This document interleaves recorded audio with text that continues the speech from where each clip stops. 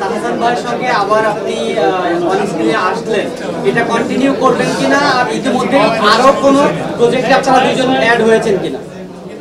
আচ্ছা, ভবিষ্যতের কথা এখন না বলি, আমরা এই প্রজেক্টের কথা বলি। অনেক দিন পর স্ক্রিন শেয়ার করেছি একসাথে।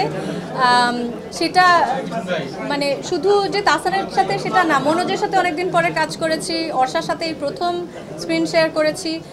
তো গুণী অভিনেতাদের সাথে, শিল্পীদের সাথে কাজ করতে তো ভালো লাগে।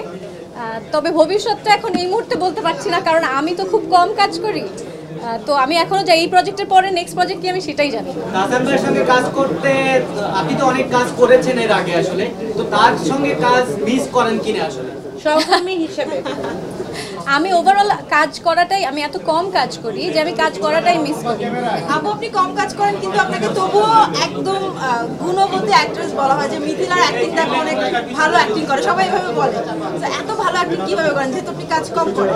না, অভিনয়টা ভালোবাসার জায়গা থেকে করি, আর কম কাজ করি আমার মনে হয় সেই জন্যই মনোযোগ দিতে পারি কাজে। ঈদ তো সামনে, ঈদ নিয়ে যদি আপনার পরিকল্পনা যদি একটু বলতেন।